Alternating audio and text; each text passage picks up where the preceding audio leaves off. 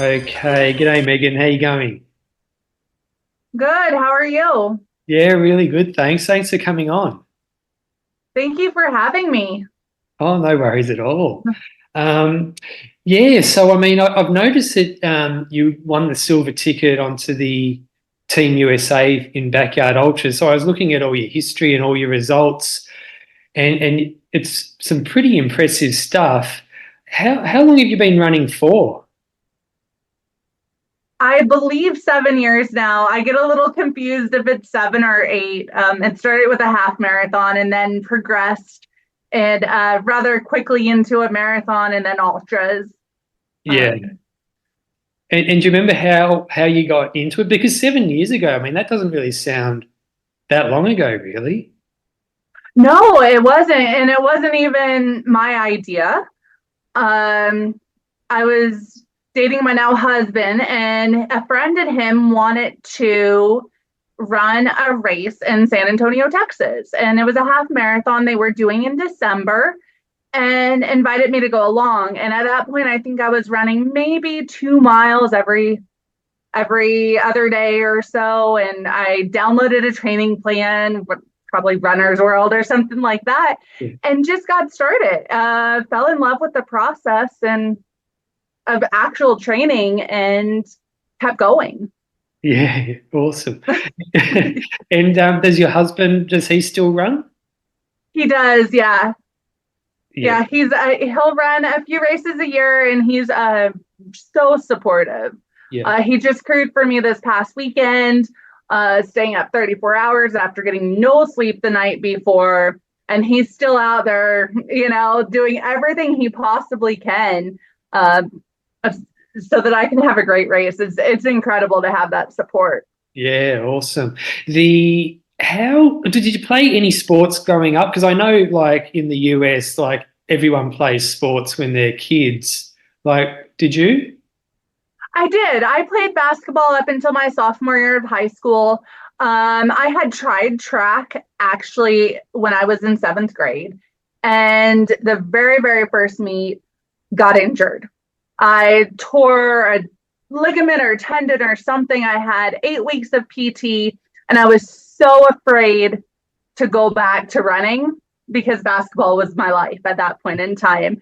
And so I didn't go back to track. I didn't try cross country. I didn't try track. Running was out. It was all basketball um, until about my sophomore year. And then I really started focusing on academics and getting into college and getting a career started.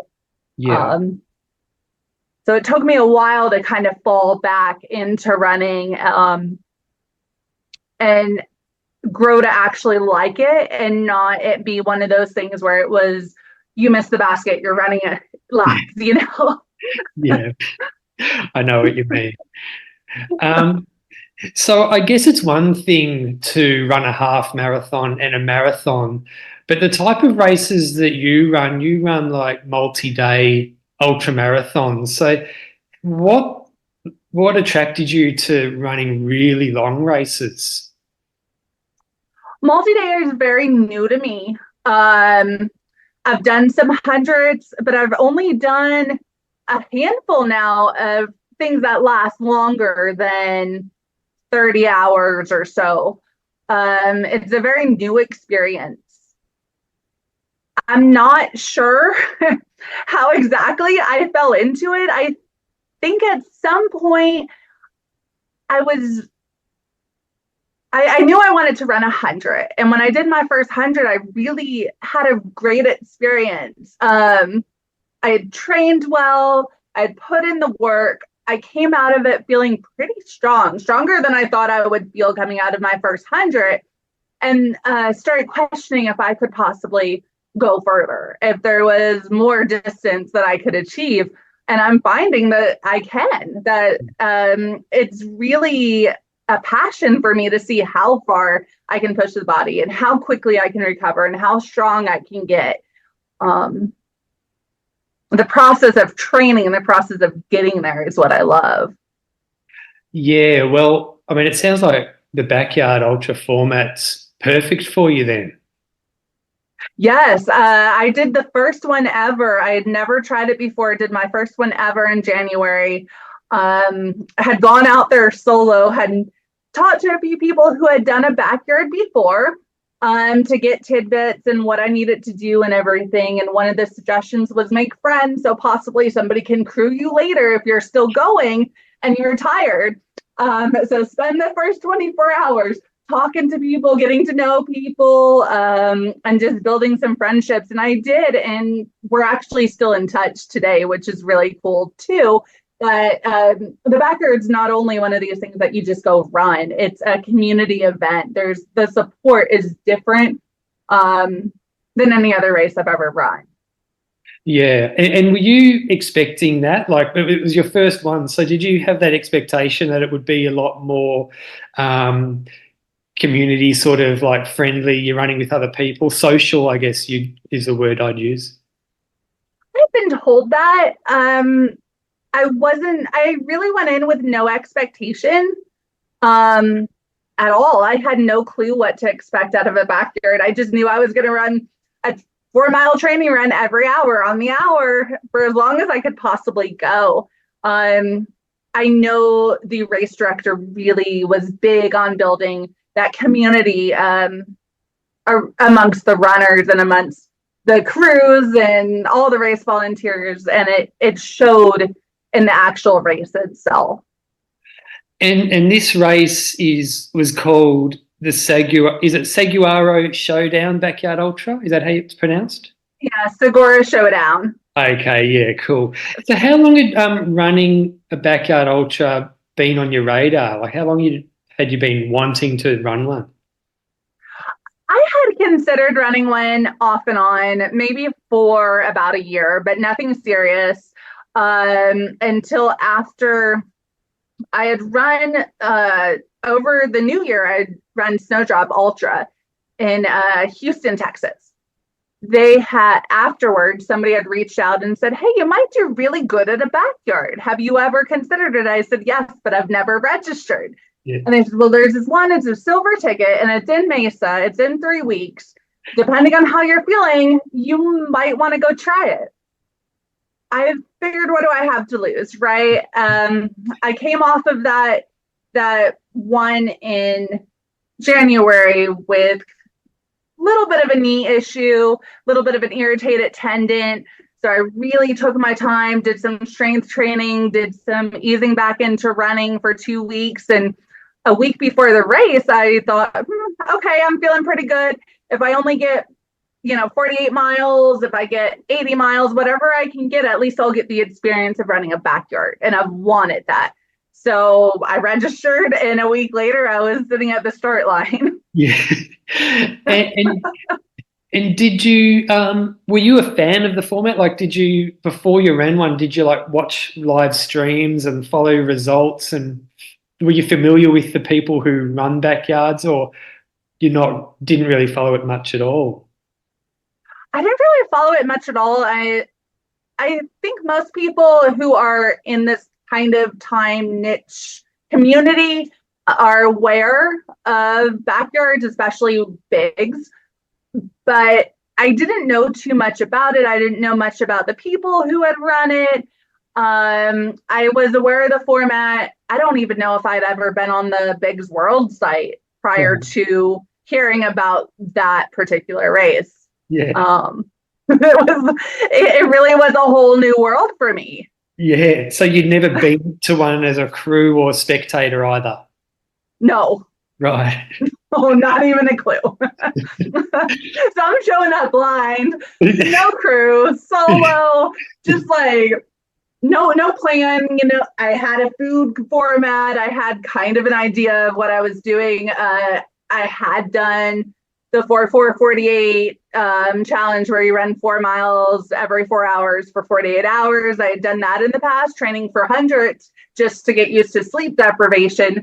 So I figured if I can do that, you're just adding a few more miles in that 4 hours. Yeah. You did mention that you ran in that 55-hour race, and that began on the 30th of December you finished first, you ran over 200 miles, and it ended on the 1st of January. And the Saguaro Showdown started only 19 days later. So, I mean, not many people, I mean, it is kind of, you do hear about ultra runners like having pretty short time between races, but not many people would be able to run over 200 miles and then back up in a backyard ultra 19 days later. I find myself extremely lucky. My body bounces back very, very quickly. Most of my issues are minor tendon stuff that I can strengthen or cross train using a bike, and I'm good to go within a week or two. I'm not one who takes time off after races. Maybe 24 hours. If it's a real tough recovery, maybe 2 or 3 days, but I'm not good with rest. I'm much better with constantly moving. And I find my body, and this might change as I get older, but I find my body bounces back quick. And the longer I stay sitting and stagnant, the longer it takes me actually to bounce back. And did I hear you right before you said you signed up, you locked in Seguaro after that 55-hour race? Like, I locked it in 2 weeks after. So I locked it in the week before the race started. Wow. Okay. Awesome. So I've had a few guests on lately who have like emphasized how much they've learned that foot care is important, and they're trying their best to look after their feet. So for someone like yourself who runs such long races, have you learned a routine? Have you got a routine or learned how best to care for your feet? Like, any tips? I haven't had many issues with blisters. I'm very lucky. I stick to the same socks every time. I stick to the same shoes mostly. I haven't had many issues with blisters. I did this past weekend have a few issues, which just involved Band-Aids and some tape, some KT tape, and I was good to keep going. One thing I do pay attention to is if it does feel like something is rubbing, something's irritating, I immediately just put a Band-Aid on it and KT tape or something along those lines. Just even if it's not going to blister, at least it prevents it from getting any worse. Yeah. Or being stopping the movement, right? Yeah, sure. Because it's all about continuing to move in a backyard. You don't get a lot of time to sit there and wait. The feet have to be fixed pretty quick. I will change socks about every 12 to 18 hours, especially in the desert climate, because it's so dusty. Right, There's so much silt and that gets in the shoes, regardless of if you're wearing gaiters or which I'm not a fan of. I just wear higher socks. But regardless of what you do, you're still going to get that fine sand in your socks. Toe socks has seemed to have taken off in the last year or so. Do you use toe socks? I do not. I have a little bit of a sensory issue with them, to be honest with you. I am so focused on the fabric between my toes, it bothers me. I actually use features. They have worked for me. Yeah, very good. So there are obviously a lot of backyard ultras to choose from over there. So you mentioned that Seguaro was a silver ticket race, and it looks like it isn't too far from where you live. So, but what was it that attracted you to making that your first one? I think the timing was really great. It's in January. It's a beautiful time of year to be out in Mesa. It's in Mesa, Arizona. It's not very far away. It's perfect climate. Kind of warm during the day, cooler at night. But the timing, just coming off Snowdrop, feeling really strong, knowing I wanted the experience of a backyard, it just seemed to all line up. Yeah.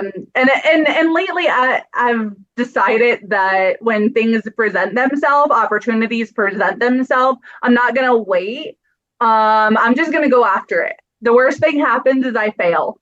I don't get what I want. And that's okay because I learned from those failures. So when that opportunity came up and I started feeling all right, and I wasn't exactly sure how it's gonna feel race day, but it was one of those things where, yeah, I could wait another year to do a backyard, but I've been thinking about it for a year. So why not just try it out, see what happens, and go from there? It's a learning opportunity. It's an opportunity for growth. I was really excited to just give it a shot. Yeah. Yeah. Awesome. And did you go into the race with expectations, or what was your confidence like? I knew I could do, well, I was hoping I could do that 218 that I had done at Snowdrop. I knew my body could do that distance. I was hoping I was recovered enough to get to that point. I wanted to go further than that 218 because that was my distance PR. Yeah. So the main goal was focusing on that distance PR. Yeah. Getting there. Oh, sorry. I was just going to, that's about 50 hours, right? I believe so. Yes. Yeah. Yeah. I'm not great at math. I could spend most of an ultra race trying to figure out how far it is to the next aid station, or timing and distance. Not really my thing. Yeah. I run by feel, and I run without a lot of mathematical equations going on in my head. It's just more of an enjoyment process than what pace I need to be at. Yeah, yeah. And what type of, and talking about pace, did you go in like thinking, okay, I'm going to run my loops in such and such amount of time? Or did you have that? Because you did mention you went in without a plan. Did you at least think about that side of things? I did. I had taken some advice from a few people who I knew had run a backyard before. I actually ran the day course the night before the race started, and pointed out some locations along the route that I could use as timing points. So I did have an idea of where I needed to be to make that cutoff each time without having to run in the red zone the entire race. Yeah. So I knew I wanted to stay out of the red. I knew if I could stay out of the red, I could last longer. I would need less calories. Everything would flow a little smoother. So I did go the night before and check out the course. Yeah, yeah. And do you remember about what time your loop times were? My day course times were about 53 minutes. And the night course, I was a little lower. I think I was around 50, 51 for most of those. Yeah, yeah. And you did mention you didn't go in with much of a plan, but did you take a whole heap of food, and so it was there to eat between loops and things like that? I did. I took my whole list that I had from the race before because everything seemed to work. And I just copied and pasted it and put it into this showdown. The one thing is, one of the runners, or a couple of the runners from the first day, I think the second day, maybe the third day, one of those days they came back and they brought pizza, and that was a lifesaver. I think I ate pizza for 48 hours of that race. Yeah. It was the most stellar nutrition ever.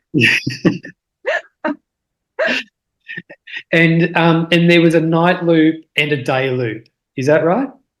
That's correct. Yes. Yeah, yeah. And did you sleep at nighttime, or intend to sleep, or try to sleep, or anything like that?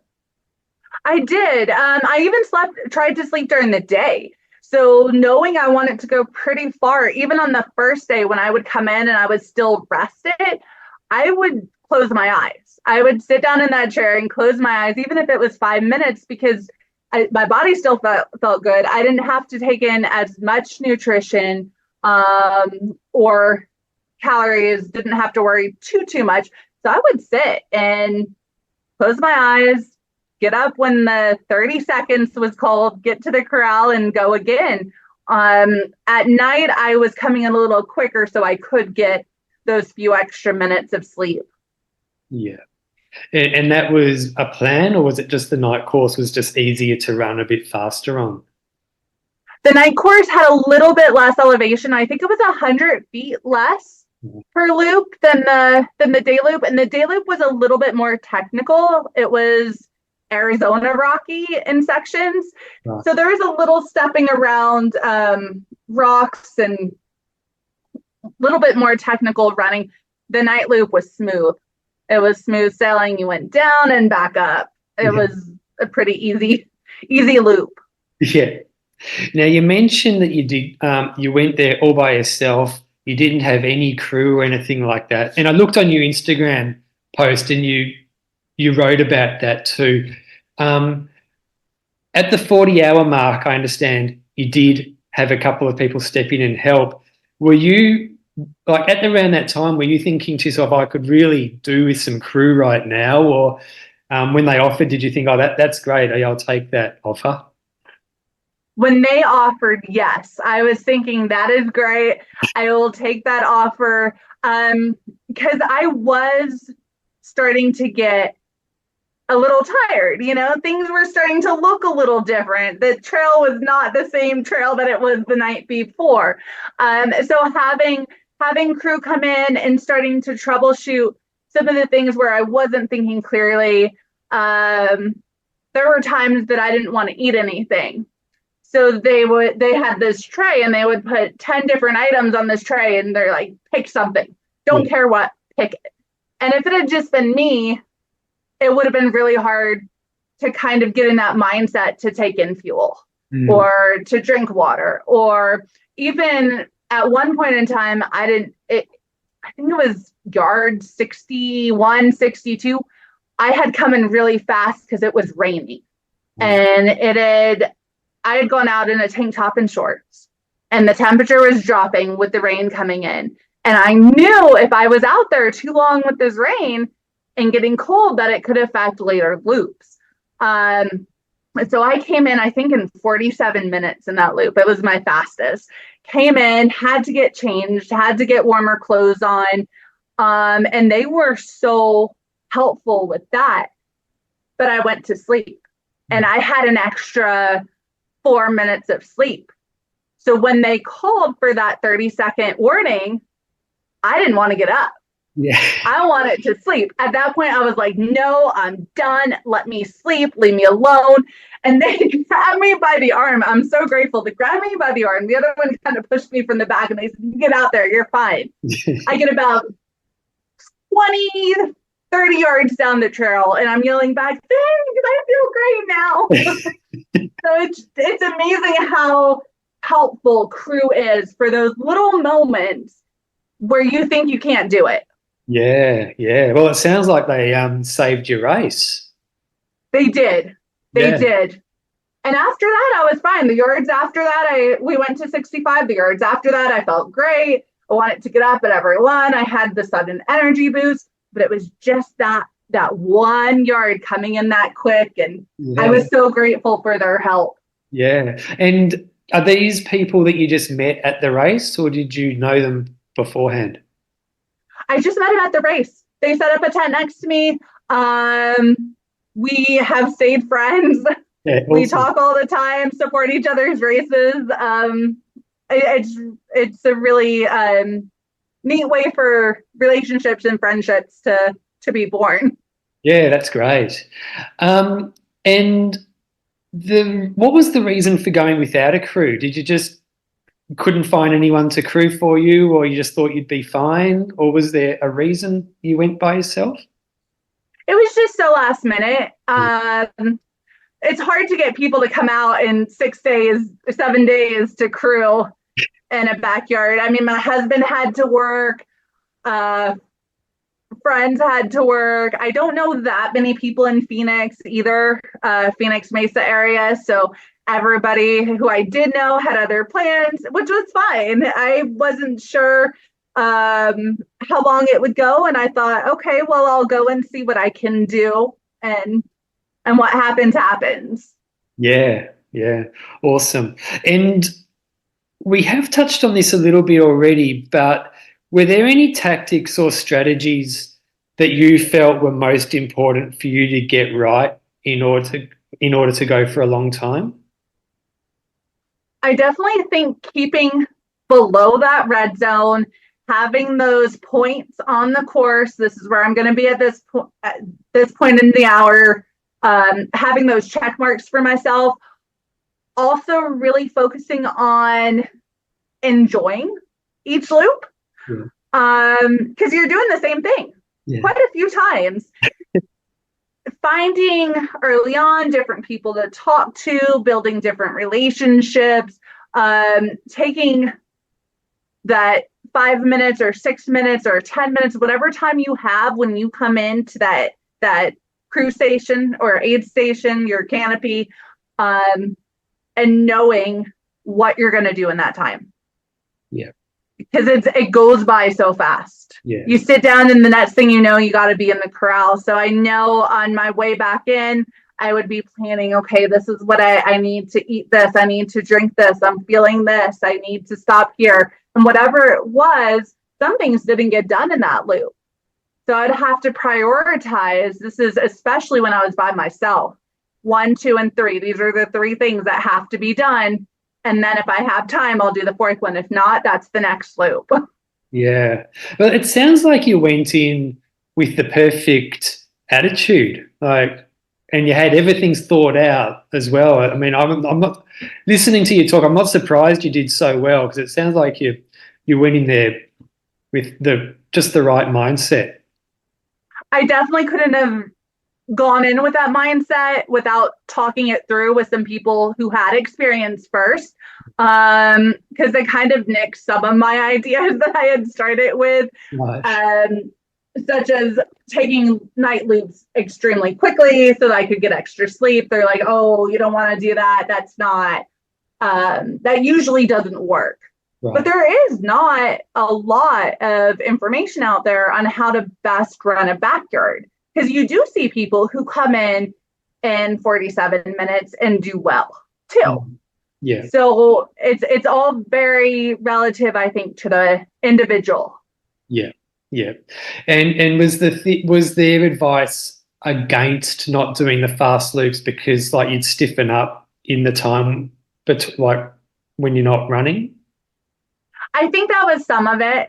Yeah. I think that was some of it. I think it was also just the amount of time to be out there and be moving.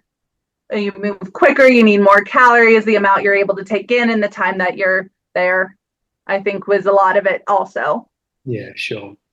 And what was the course like? It looks good, like the photos, it looks like really scenic and really nice. The course was incredible. I would still run that. I would run that 4-mile day loop again. Yeah. It was just gorgeous because you went around, I can't even remember the name of the mountain, but you went out on this downhill and went around this small, it's not huge. It's more of a hill than a mountain, but you go around it and you can see all the mountains in the distance. And you're running in the big saguaro cactus, which turn into crazy hallucinations at yard 48, but that's okay. And you run around these mountains, you're running through up on the word's escaping me at the moment, but you can see Mesa. It's gorgeous. I love the course. It wasn't too technical, but it did have some rocky sections, little bit of climbing, not too much. I think it was 243 feet on the day loop and 140 or so on the night loop. Yeah. Yeah, and you mentioned there were cactuses and things like that. So it does look like a desert, but is it a desert? I believe so. Yes. Yeah.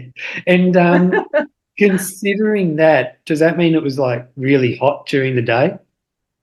It was pretty hot during the day. It got in the 70s. And then at night it would cool down because it didn't really hold the heat. So At night, I know on night loops, I was wearing long sleeves and a windbreaker and gloves, not real thick gloves, but still having to bundle a bit more. And part of that could have been after you put forth the effort in the day in the heat, your body temperature has a really hard time regulating. Yeah. Yeah. And then you stop for 5 minutes and you start to get chilled. Yeah. Yeah. That sounds like that's happened to me a couple of times. Yeah, it's very. I think we've all seen. It's 80 degrees. You finish an ultra and you're bundled in a rumple, or you're Yeah. bundled in your sleeping bag, or everybody else is running around in tank tops and shorts, and you can't get enough clothes on. Yeah. Yeah. And because it was warm during the day, like, did you go in there with a strategy to combat the heat? Like, have you got much experience or a lot of experience running in hot weather? I do. My first 100 was actually in Houston, Texas, and it started in August at noon. So it was 105 degrees with 100% humidity on a ranch. So there was sand. So I learned really early on how to combat the heat pretty well.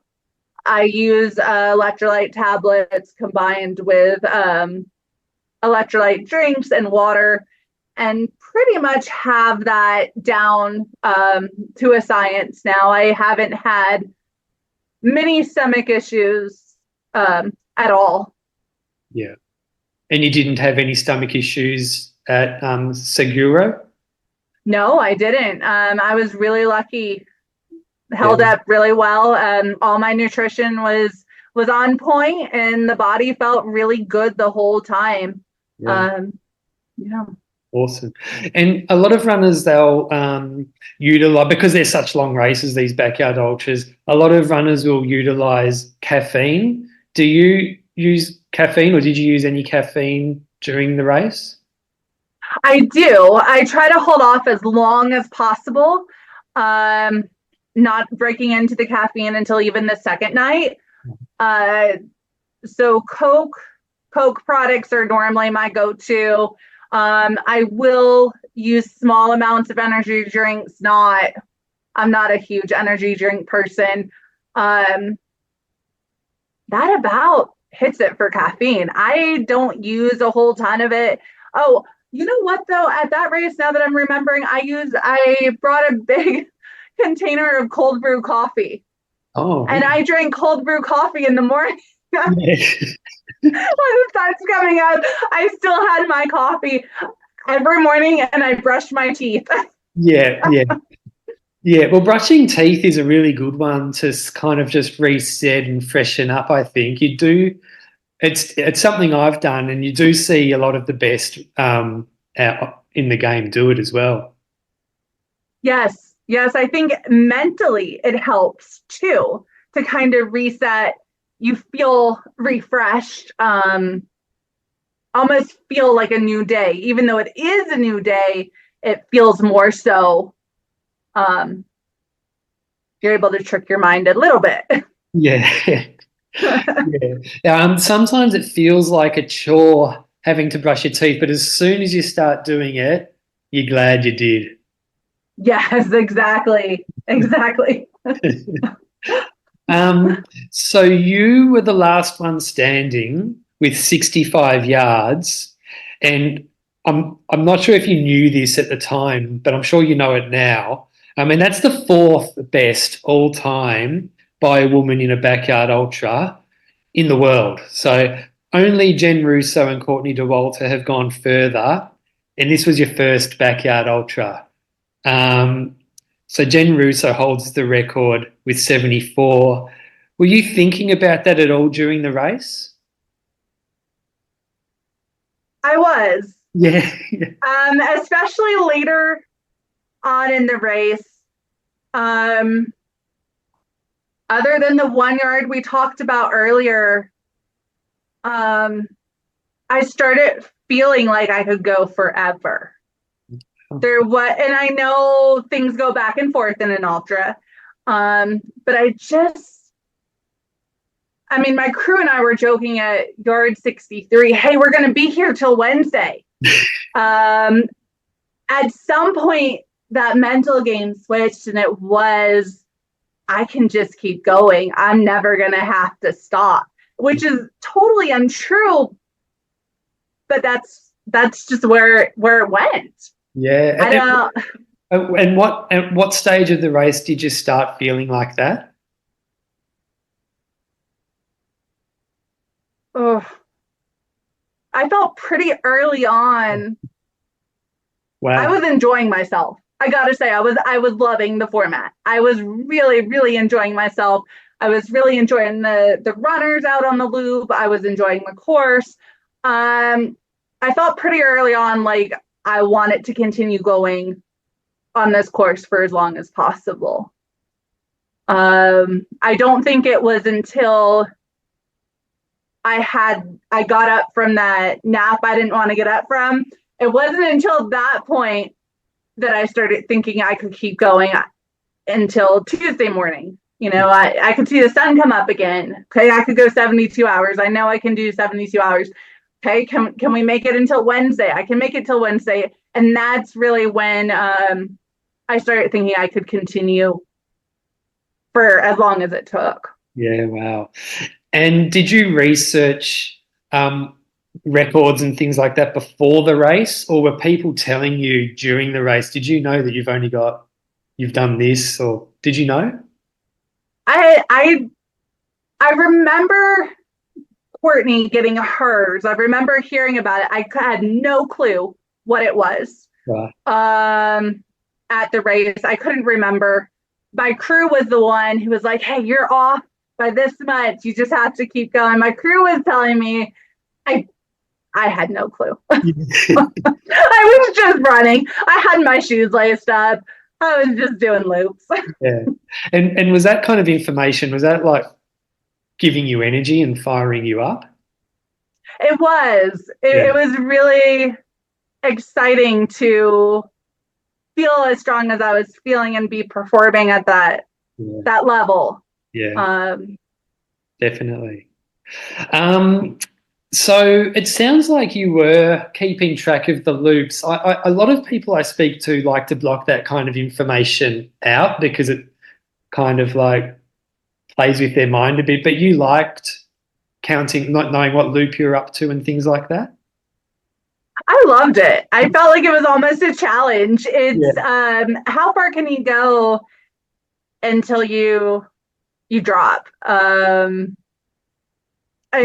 Keeping track of loops was just I don't do math, but apparently I can keep track of loops, I guess. And part of it I think was this, you started when the sun came up was the start of the race. So every time the sun came up again was a whole new 24 hours.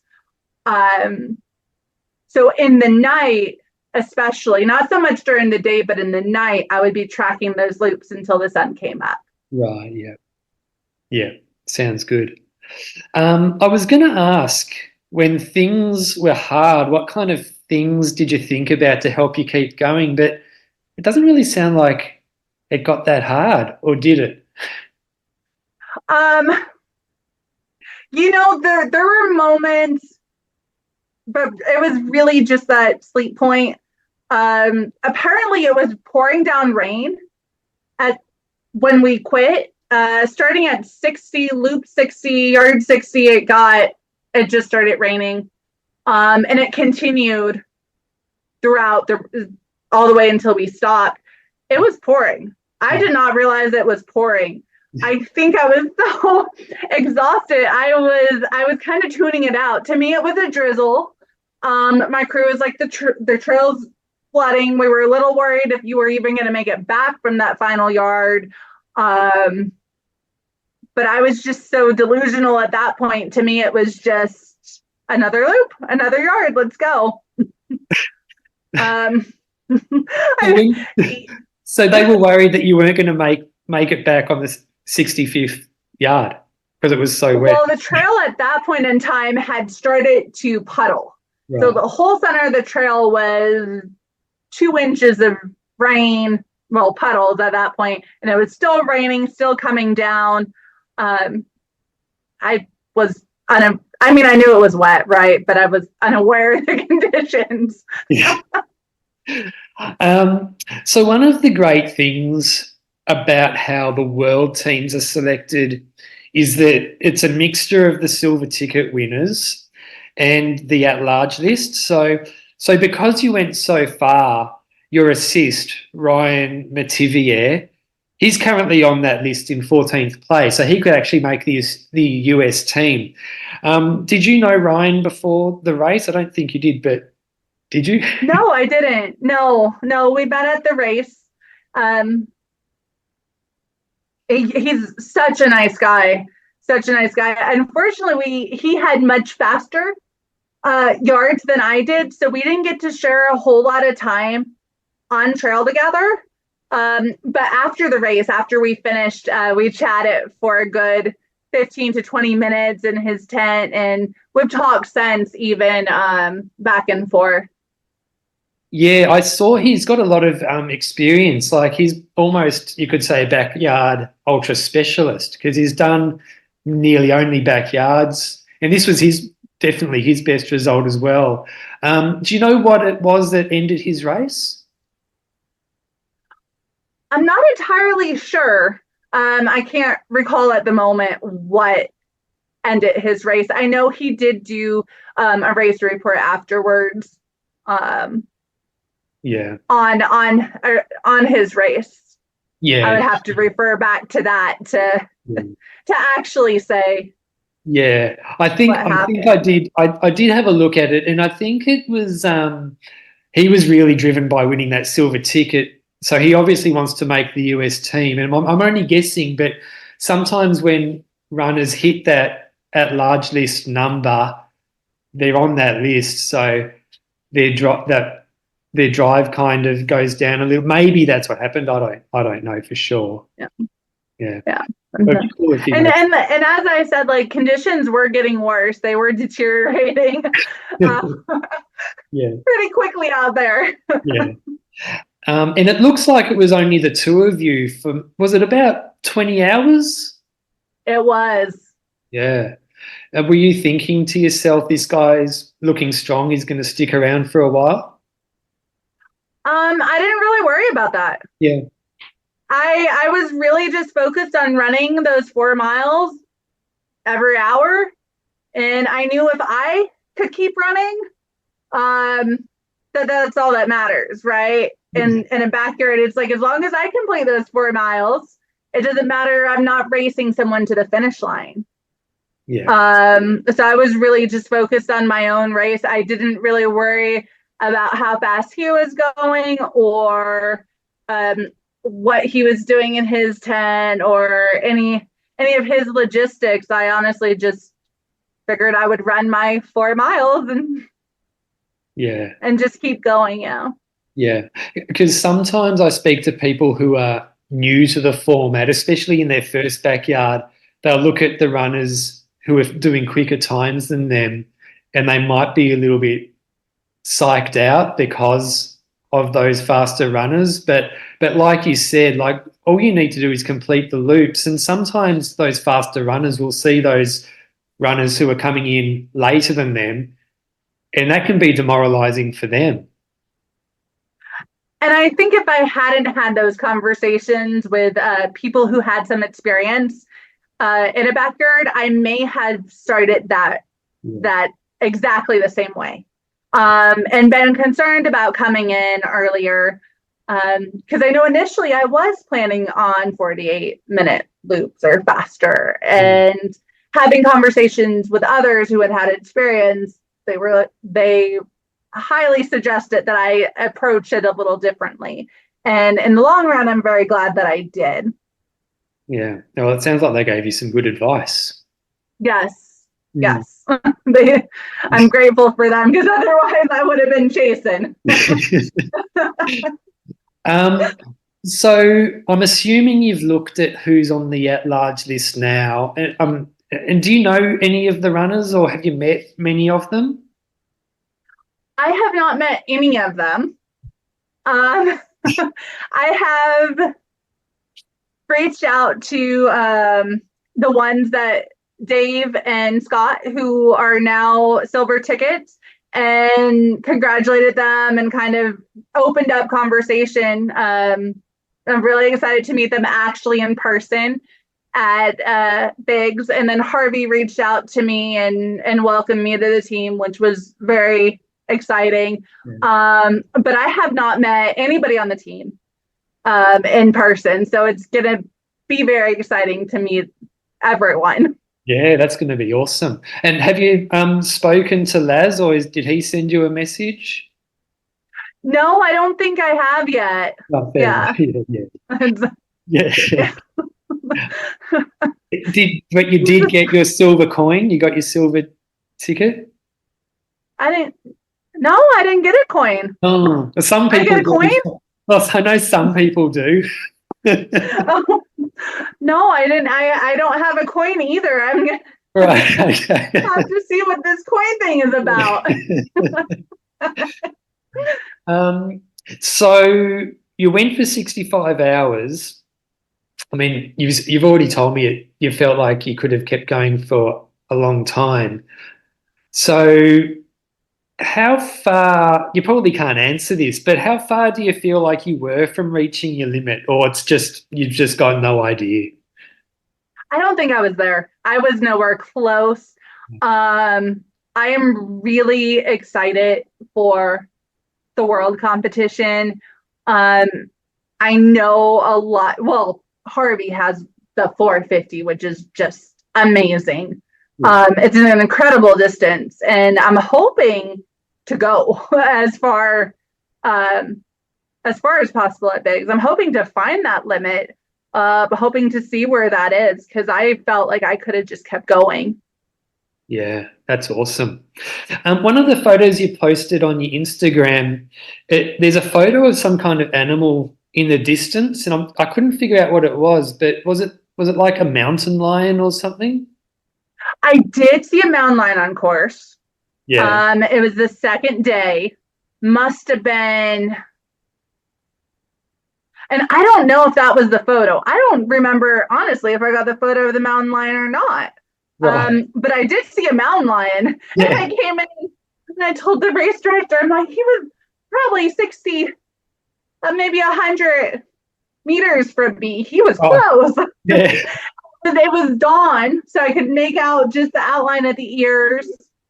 And yeah, it was just I've never seen a mountain lion before in the wild. So it was a mix of being really excited and being a little, I'm gonna walk backwards and keep my eye on you because I don't want to be attacked from behind. Yeah. Yeah. Well, they do attack people sometimes, don't they? You got to be careful. They do. They don't like to be seen, though. Right. Yeah. Cats. They like to sneak up and kind of startle their prey. So usually, if they're seen, unless they have cubs with them, mostly good. Not always safe. I mean, they're still wild animals, right? Yeah, yeah. And because, yeah, I mean, I'm not surprised because the terrain you're running in, it did kind of look like that kind of mountain lion kind of terrain. Yeah. Yeah, I was very excited, honestly, to check that one off my list and also not get eaten by it, not attacked, because I can't imagine that would be a very scary encounter. Yeah. And you see it happen a lot here in the Southwest. Not a lot, I wouldn't say a lot, but you'll see runners who are out on trail who occasionally do encounter a mountain lion and have to take precautions. Yeah. Yeah. And what kind of, like, do you come across any other animals like where you normally run? Like, there's no bears where you are, is there? We do have bears. I've never encountered a bear out here in Santa Fe. I'm in Santa Fe, New Mexico. We have bears. We have mountain lions out here. We had a moose for a while. which is not typical to New Mexico. It's our only New Mexico moose. I guess that ventured from Colorado because they're getting overpopulated, but we had a little moose for a bit. We have elk, but I normally do not encounter many animals on trail. We have so much forest here in New Mexico, so much open space. They have so much room to roam. Mm. And speaking of Colorado, I saw you did actually, you're actually signed up for another backyard ultra before Bigs is it June? May. May. And just a month from now. Yeah. Yes, I'm going to do Ouray backyard. Yeah. And how are you going to approach that? Are you going to approach it as a training run for Bigs, or are you going to go all in and just see how far you can go? It's actually a training run for 6 days in the Dome. I'm doing 6 days in the Dome in June. So I'm going to try to get some good time on my feet out there, some good experience with sleep deprivation, proper planning, just iron everything out. It's about a month before 6 days, so it's good timing to do all the fine tuning. Yeah. Plus, working, running at that high of an elevation, Ouray is up at 7,000 feet, I believe, is their average elevation. To run up there, and then 6 days is in Milwaukee, Wisconsin, which is about zero as far as I know. Nice. Should definitely be beneficial. Yeah. Yeah. So that 6 days in the Dome, you're gonna break your distance PB a few times this year, aren't you? I hope so. I hope to have. I'm obsessed with how far I can go and pushing my limits, my personal limits, and just seeing what my body is capable of. So, yeah, not a lot of my plans weren't in the works, or a lot of what I have planned now was not plans back in January. Things have changed and progressed. I've added a lot to my schedule that I wasn't anticipating back on January 1st, which is exciting. It's like I said, the opportunity presented itself, and I'm taking full advantage of it. So, yeah, and I did mention that you had 19 days between the New Year's race and Seguaro, but I also noticed that you ran a 100-miler 3 weeks after Seguaro as well. That's pretty impressive. That 100-miler was extremely rough for me. I've tried that one twice. It's a great event. It is on concrete. I did take quite a beating, and it took me about a week to recover from that one. Yeah. It was definitely challenging. And you ran just the weekend we just had. You ran was it a 34-hour race? Yes, I did a 34-hour this past weekend, down in Capitan, New Mexico. Yeah. How did you go? I did very well. So I finished first overall there with 136 miles. It was a nice course. It was a 4-mile loop course. Not a whole ton of elevation change. I think in the 136, I got about 8,000 feet. Relatively smooth trails. Pretty good race. I did have some stomach issues during this one, which is quite uncommon for me. It's actually the first time I've experienced stomach issues, so it was a new world. And I did take a 6-hour nap in there too. And I think a lot of that was just, I'm really busy. I'm a track coach. I'm a school teacher, just adding everything together. And then you add in the 34-hour race. Sometimes it just doesn't quite add up all together. But it was a wonderful event. Honored Smokey the Bear's 80th birthday, and lots of people came out, and it was a really, really good time. Yeah, great. So what are some of the things you learned from your first backyard ultra experience that you'll take into the next one, or that you'll take into bigs, let's say? How valuable the crew team is, yeah. and how much a part of the race that they are. A backyard is something you can't do solo. It's just, and it's almost, I feel like something you wouldn't want to do solo. There's a special bond that comes out of that crew runner relationship at the end of a backyard. And they're just, they're the wheels of the operation. Yeah. Kind of hold everything together. So I know for bigs, crew is going to be very important, and who comes out and supports. Yeah. I also will stick to the very much of the same plan for how I'll run the course. It worked very well for me.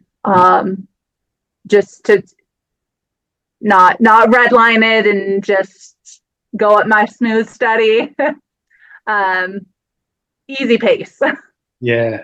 And it's going to be a really cool race as well, because you're running more as a team, right? Like, especially for the first couple of days, you're running more as a team rather than as an individual. So it's going to be, I mean, as far as you're going to meet all these new amazing runners as well, and you're going to be able to run with all of them too. Right, and that's going to be really exciting. I am looking forward to hearing some of their stories. I know a few of us have chatted back and forth, and a few of them are saving stories for bigs, so we can share then, because we'll have plenty of time to share stories of other adventures and other things in our life. So yeah, I'm looking forward to meeting them. And also, they're all such incredible athletes. They're very accomplished. A lot of the runners on the team have done so many different events and run well. Yeah, at a lot of them. Yeah. Yeah. I mean, Harvey Lewis has pretty much done it all, hasn't he? Yeah, he has. Yeah. Now, as far as crew goes for bigs, have you locked in your crew for bigs yet? I do know my husband will be coming out. He'll be part of that crew team for sure. And then I have invited, I believe, and correct me if I'm wrong, I believe there's only 2 per runner at bigs. And so it's a debate, because I had 2 crew members at Saguaro. I was kind of hoping they both would make it, be able to come. So I'm kind of going to leave that up to them, because they're both amazing people and amazing runners, amazing people. And I would be honored to have either one of them on my team and on my crew for bigs. So I'll let them decide who's able to come out. Yeah. Well, I know for bigs at the individual world championships, where there's 75 runners, there's only 1 crew allowed per runner. But because there's only 15 at the Worlds, you probably are allowed 2. But what I know some runners did at the individuals is they would tag team. So one crew would stay in town, and then after 24 hours they would swap. So you've always got that option too, probably.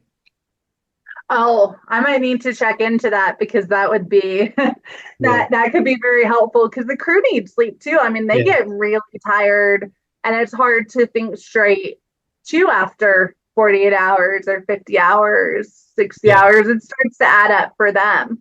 Yeah.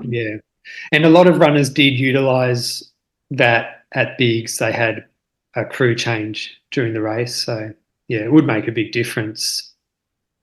Yeah, and I have to be honest, I haven't looked into the logistics of bigs too much yet. I have a few things before then, and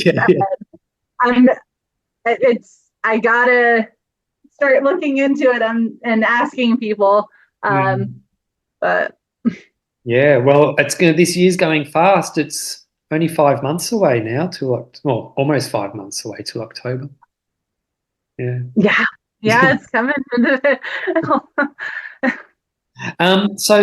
Megan, I like at the end of each episode, I like to ask my guests for 3 backyard ultra tips. So, what would your 3 backyard ultra tips be? Uh, One would probably be not to go in with any expectation of how long it'll last or um, how fast you're supposed to run or how slow you're supposed to run. Kind of go in with a plan, but don't have anything definite. Because the one thing about a backyard is it's always going to change. The course is going to be the same, but the conditions are going to be different, and it's all dependent on who's out there, right? We've seen backyards go to 100. We've seen backyards go to 450. So you never know how that's gonna end. I think a second thing, as I mentioned multiple times, the crew. The crew is incredible. The crew means a lot to the runner and to the event as a whole. They bring a lot of energy. So picking those people you want to be around and that want to be around you too. 48 hours into the race or 65 hours, wherever you're at, is extremely important. And I also think it took me so long to get in to backyard and to kind of think about running it, and then constantly putting it off and putting it off. I think part of it not knowing exactly what it was, what the format was, how to approach it was a little intimidating. So I took a while before I pulled the trigger, and it took some convincing from a friend of mine saying, "Hey, just go for it. Just go for it." I think if you're thinking about it, just go for it. Give it a shot, because it is a really fun format, and I didn't realize how much I was going to enjoy it until I got out there and did it. Yeah, well, I'm glad you did, because it was an incredible performance. 65 hours in your first backyard, fourth best performance by a woman of all time. That's I can't wait to see what you do at Bigs. Well, thank you. I'm really just excited and honored to even be able to show up there in Tennessee. It's beyond a dream at this point. Yeah. Well, that's great. Well, thanks heaps for coming on to the podcast. It's been really great speaking to you. I've really liked hearing about your race and your journey. Thank you so much for having me on. It was so nice talking with you. Yeah, no worries. And we'll definitely keep in touch. We follow each other on Instagram and Strava as well now, I think. We do, yes. Yeah, great. Yeah, look, thanks again, Megan. All the best in all your races for the rest of the year. And like I said, I can't wait to see what else you do. Thank you so much. You too. All right. Thanks. Have a good night. You too. Bye. If you've enjoyed this podcast, it would be awesome if you could share, comment, like, subscribe, all of that. If you've got any feedback, shoot me a message. Hope you have a great day. See ya.